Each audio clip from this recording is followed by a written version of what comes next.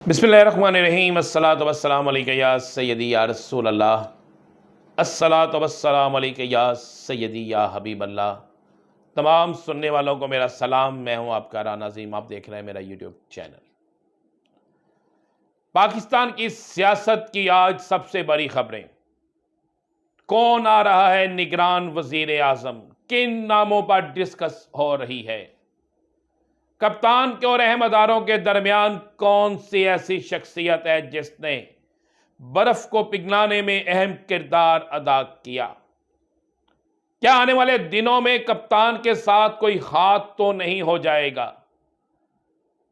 برطانیہ میں بیٹھے باؤجی کس بات پر پریشان ہیں، نگران سیٹ اپ کے حوالے سے کس کو کس سے کیا شکایت ہے، آج آپ کو وہ خبریں دیں گے جس کا آپ کو انتظار تھا۔ سب سے پہلے بات کرتے ہیں کہ پاکستان میں کیا نگران سیٹ اپ بن رہا ہے یا نہیں۔ تو میں آپ کو یہ بڑی خبر دیتا جاؤں کہ پاکستان کے اندر نگران سیٹ اپ کے حوالے سے بہت سی چیزیں فائنل ہو چکی ہیں۔ نگران سیٹ اپ کے حوالے سے بہت سے ناموں پر غور جاری ہے۔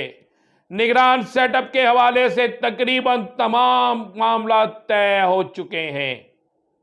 اور ان طے ہونے والے معاملات کے حوالے سے صرف چند سیاسی جماعتوں کے اہم رہنماؤں کو اعتماد میں لیا جائے گا، اور اعتماد میں لینے کے بعد باقاعدہ سے نگران سیٹ اپ کی اناؤنسمنٹ کر دی جائے گی۔ نگران سیٹ اپ اور اسمبلیوں کی تحلیل اس قدر اچانک ہوگی کہ کوئی سوچ بھی نہیں سکے گا۔ کچھ طرح تو اس بات کی تصدیق کر رہے ہیں کہ ہو سکتا ہے اسلام آباد اسلام آباد جو مارچ کی کال ہے کپتان کی، شاید اس کی بھی نوبت نہ آئے، اور کپتان کا مطالبہ انتخابات، موجودہ حکومت جو ہے اس کو گھر بھیجنا، یہ اس مارچ سے پہلے ہی ہو جائیں، یعنی مارچ کی کال سے پہلے ہی ہو جائیں۔ ذرائع اس بات کی تصدیق کر رہے ہیں، اور یہ بات بڑی اہم ذرائع نے اس بات کی تصدیق کی ہے کہ نگران سیٹ اپ کے لیے تیار ہو جائیں۔ آپ کو بڑے نام بتا رہا ہوں، نگران سیٹ اپ کے لیے 4 نام سامنے آئے ہیں، جن میں سے 2 نام آپ کے میں سامنے لا رہا ہوں۔ ان 2 ناموں میں سے ایک نام مشاہد حسین سید اور ایک حفیظ شیخ کا نام ہے۔ 2 نام ہیں مشاہد حسین سید اور حفیظ شیخ، ان کے ناموں کو کسی جگہ ڈسکس کیا جا رہا ہے، اور اس کے علاوہ 2 اور نام ہیں، اور دونوں جو اور نام ہیں وہ بھی بڑے اہم ترین ہیں۔ ان میں سے ایک سیاسی اور ایک بڑا اہم ٹیکنوکریٹ کہہ سکتے ہیں کہ وہ ہے مشاہد حسین سید اور حفیظ شیخ کے حوالے سے باقاعدہ کئی اہم جگہوں پر ڈسکس بھی ہو چکی ہے۔ 2 اور نام ہیں، ان پر بھی ڈسکس ہو سکی ہے۔ ان 4 ناموں کو سامنے رکھا جائے گا، اور ان 4 ناموں کو سامنے رکھنے کے بعد فیصلہ جو کیا جائے گا کہ ان میں سے کون سا نام جو ہے وہ نگران وزیر اعظم کے طور پر سیاسی جماعتیں قبول کرتی ہیں۔ اب یہ بات سوچنے والی ہے کہ مشاہد حسین سید کا تعلق مسلم لیگ نون سے ہے، کیا اسے تحریک انصاف پیپلز پارٹی قبول کریں گی؟ کیا مولانا فضل الرحمان قبول کرے گا؟ اسی طرح حفیظ شیخ کا تعلق تحریک انصاف سے رہا ہے، کیا اسے پیپلز پارٹی نون لیگ قبول کرے گی؟ یہ بڑی اہم بات ہے۔ اور 2 اور جو لوگ ہیں ان میں سے ایک کا تعلق بھی ایک سیاسی جماعت سے ہے، اور ایک کا تعلق کسی بھی سیاسی جماعت سے نہیں، لیکن سابقہ ادوار میں وہ اہم پوزیشنز پر رہے ہیں۔ کچھ ذرائع تو یہ کہتے ہیں کہ باقاعدہ ان ناموں پر، ان 4 ناموں میں سے کسی ایک نام پر بڑی آسانی سے معاملات طے ہو جائیں گے، کیونکہ ان میں سے کوئی نام، 4 ناموں میں سے کوئی نام بھی ایسا نہیں جس کے حوالے سے یہ کہا جائے کہ یہ نام انتقامی طور پر کام کر سکتا ہے، یا یہ جو ہے غیر جانبدار نہیں ہوگا بلکہ جانبدار ہوگا۔ ذرائع اس بات کی تصدیق کر رہے ہیں کہ نگران وزیر اعظم کے حوالے سے نام 4 فائنل ہوئے ہیں۔ ان 4 ناموں کے حوالے سے 5 بڑی سیاسی جماعتوں کے اہم رہنماؤں کو علیحدہ اعتماد میں لیا جائے گا۔ یہ میں آپ کو بڑی خبر دے رہا ہوں۔ اب بات کرتے ہیں کہ بہت سی چیزیں، بہت سی افواہیں گردش کر رہی ہیں کہ کپتان کی ڈیل یا کپتان کے معاملات، ڈیل تو نہیں ہم کہہ سکتے، کپتان کے معاملات طے کس نے کروائے؟ وہ کون سی شخصیت ہے کہ جو اس پورے معاملے کو حل کرنے میں اپنا کردار ادا کر رہی ہے؟ بہت سے لوگوں نے کہا کہ ایوان صدر میں میٹنگ ہوئی، کسی نے کہا کہ پشاور سے تعلق رکھنے والے کوئی اہم شخصیات اس میں ملوث کیا تھی اس میں، بلکہ اپنا کردار ادا کر رہی تھی۔ کسی نے کہا کہ پنجاب کی ایک اہم شخصیت کردار ادا کر رہی تھی۔ میں آج آپ کو ایک دو نام بتاتا ہوں۔ میرے پاس اطلاع یہ ہے کہ فیصل واڈا نے اس پہ بڑا اہم رول ادا کیا ہے۔ فیصل واڈا کا اس میں ذکر آ رہا ہے کہ فیصل واڈا نے اس میں اہم رول ادا کیا ہے، اور اس کے ساتھ ساتھ پنجاب کے ایک بڑے سیاسی خاندان جو اس وقت اقتدار میں ہے، اس نے بھی اب اس میں ایک اہم ترین رول ادا کیا ہے کہ اداروں سے ٹکراؤ کو رکوایا، اور اداروں کے درمیان اور تحریک انصاف کے درمیان جو خلیج پیدا ہو رہی تھی اسے ختم کرنے میں یہ اپنا اہم رول ادا کر رہے ہیں۔ اب خان کے ساتھ مخلص کون ہے؟ خان کے ساتھ کسی جگہ گیم تو نہیں ہوگی، یا خان کے ساتھ بالکل ان کے کہنے کے مطابق یا خان کے ساتھ جو وعدہ کیا گیا ہے اسی طرح ہوگا، یہ تو آنے والے حالات بتائیں گے۔ لیکن میرے پاس یہ اطلاع ہے کہ خان ہر قسم کے حالات کے لیے اپنے آپ کو ذہنی طور پر تیار کر چکا ہے، اور خان نے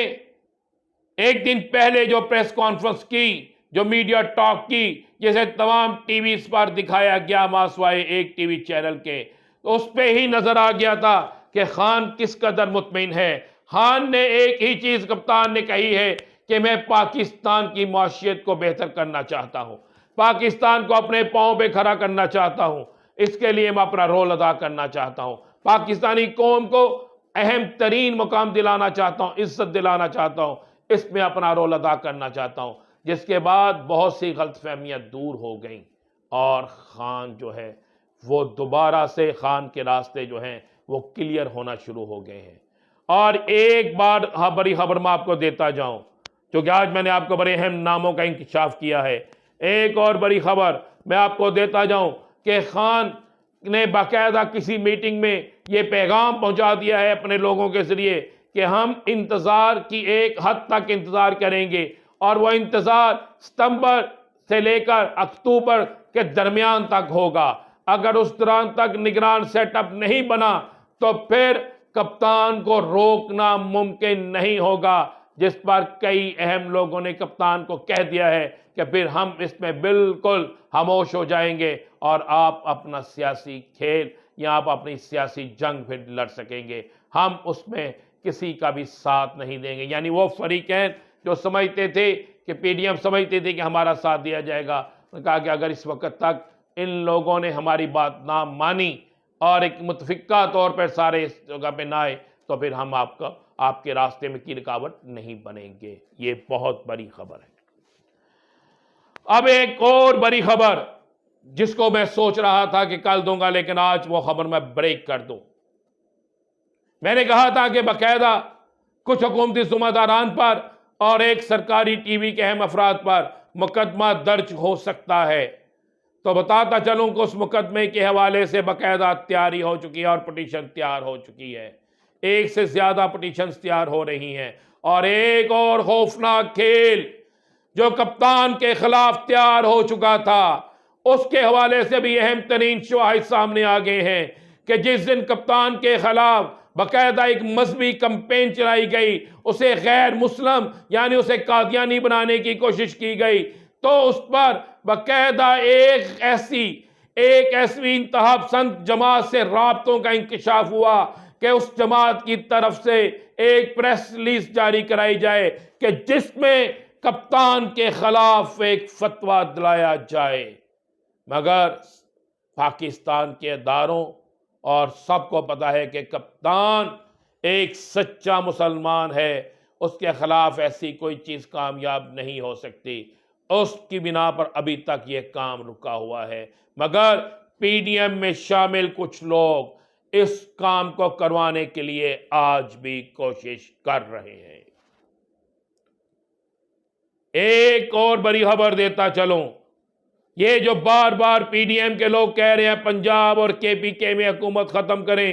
تو ہم انتخابات کی طرف جاتے ہیں، تو یہ بھی باقاعدہ ایک چال تھی، اور چال یہ تھی کہ کپتان کے قریبی ساتھیوں کو یہ پیغام پہنچایا گیا کہ ٹھیک ہے ہم الیکشن کے لیے جاتے ہیں، آپ پنجاب اور کے پی کے کی حکومت کو ختم کر دیں، اور جیسے ہی آپ ختم کریں گے ہم وفاقی حکومت کو بھی ختم کر دیں گے۔ کپتان کو یہ کہا گیا، کپتان کو یہ پیغام پہنچایا گیا، لیکن سازش یہ تھی، پلاننگ یہ تھی کہ پنجاب اور کے پی کے کی جیسی حکومت ختم ہوتی فوری طور پر وہاں پر کوئی ایسا سسٹم لایا جاتا، گورنر ان کی مرضی کے ہیں، ان گورنرز کو جو ہے ایکٹیو کیا جاتا اور پھر انتخابات کو ڈیلے کر دیا جاتا،